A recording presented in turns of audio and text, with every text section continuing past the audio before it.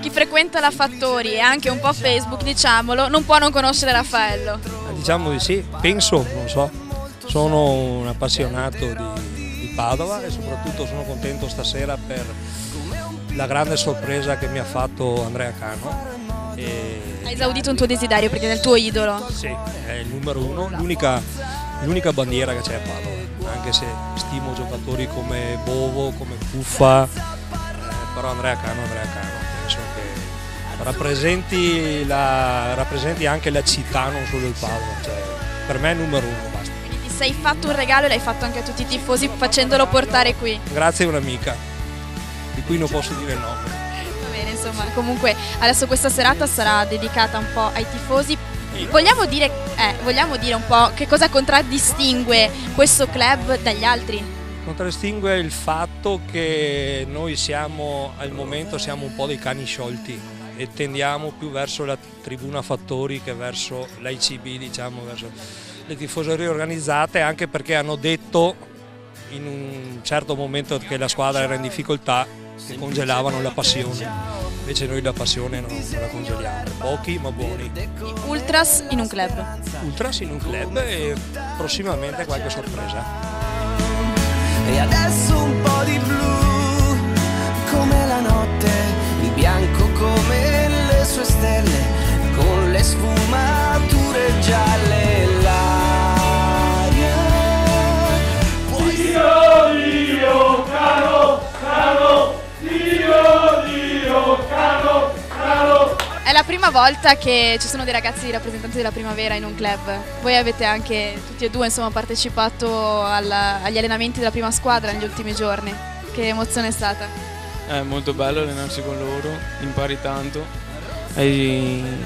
Sono compagni splendidi in cui puoi apprendere sia calcisticamente che umanamente come ci si comporta anche in campo.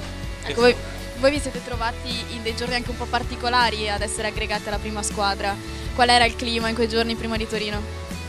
Il clima era teso, i ragazzi sono preparati bene, ma si sapeva come gli Ultras del Torino accoglievano la squadra e è andata così, ce la sono messa tutta.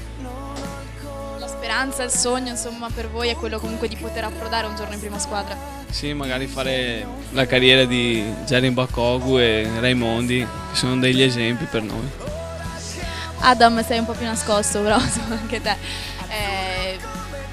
È un'emozione per voi anche poter partecipare per la prima volta, quando siete i primi primavera che vanno a un'inaugurazione di un club, a una cena comunque dei tifosi, che avete un contatto proprio diretto con i tifosi. Sì, esatto, la prima volta, come hai detto tu, una bella esperienza comunque. Cioè, vedo gente allegra, si sta bene comunque in mezzo a questi tifosi e vediamo come andrà la serata, dai. Un'inaugurazione un po' diversa, una cena più che altro un po' diversa, ci saranno delle sorprese, delle cose che si distinguono dagli altri club. Ci puoi anticipare qualcosa? Beh, ciao a tutti. Innanzitutto verranno presentati dal vivo i Duini del Padova in versione rockabilly, fatti dal gruppo Padovani Positiva. E poi, niente, facciamo come gli altri club, una cena con alcuni giocatori che per l'occasione sono arrivati, componenti della primavera, che forse fanno meglio loro che i loro colleghi, che i loro stipendiati del calcio Padova. Hai il dente un po' avvelenato. Come non averlo? Comunque noi tifiamo la maglia davanti, diciamo, dove c'è il bianco scudo, non guardiamo il numero e il nome dietro. Questo ci tengo a dirlo. Noi il bianco scudo lo sosterremo per sempre, da adesso fino alla Cina.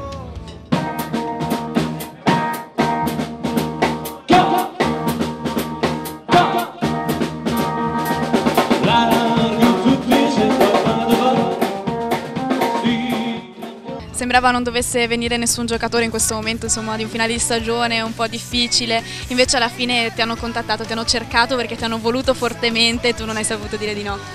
Sì, mi ha chiamato un ragazzo del club e mi ha chiesto il favore. Ho detto volentieri, ha chiesto alla società se potevo, mi ha dato il permesso e a posto. Sei contento quindi di poter essere qui? Insomma, ti hanno voluto perché ti reputano un idolo, un simbolo, uno dei pochi rimasti, forse l'unico nel Padova. Sì, questo mi è stato detto, insomma, che ci tenevano tanto perché per loro rappresentava un qualcosa di importante. E molto volentieri ho accettato di venire, l'ho fatto volentieri e sono contento di essere venuto qua. Poi stasera c'è un po' il passato, presente del Padova e soprattutto il futuro, perché ci sono anche 4 tuoi colleghi della Primavera. Sì, 4 ragazzi da Primavera che devono, iniziano a affacciarsi nel calcio importante, vengono spesso con noi. Per cui dai, tra qualche, speriamo il più tardi possibile, mi toccherà lasciare il testimone a loro, per cui anche per loro gli fa bene vedere come funziona un attimino il tifo e il mondo del calcio, che anche questo, questi momenti insomma d'affetto. Tra l'altro ci sono i fratelli Beccaro che hanno partecipato un po' agli allenamenti nelle ultime settimane in vista della partita col Torino quando c'era l'emergenza difesa. Hai avuto modo anche forse di conoscerli un po' più da vicino, come ti sembrano? Sì, beh, comunque già dall'anno scorso che sono venuti spesso con noi, per cui sono 2 ragazzi insomma che molto bravi, ma come del resto pure Igor e Diachite, che sono 2 ragazzi insomma importanti del settore giovanile. Speriamo che riescano a far vedere insomma il loro valore nel futuro, perché sono giocatori importanti sia per Padova che insomma per il calcio.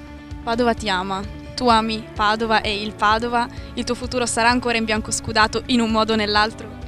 Ma io spero, io ho sempre detto, spero insomma di finire la carriera, torno di anche questo il più tardi possibile qui a Padova. E poi insomma ci sono sempre, non so solo io che decido, c'è insomma l'altra parte che deve prendere in considerazione tante cose, per cui io ogni anno sono andato in scadenza e ho aspettato senza nessun problema, per cui se quest'anno devo aspettare aspettiamo, e comunque loro sanno qual è il mio pensiero, l'hanno sempre saputo. E poi ecco, quando ci sarà il momento, adesso non c'è tempo di pensare ai personalismi e c'è un finale di stagione importante, per cui queste sono cose un po' che rimangono tra virgolette private, ne parleremo insomma nel dovuto momento.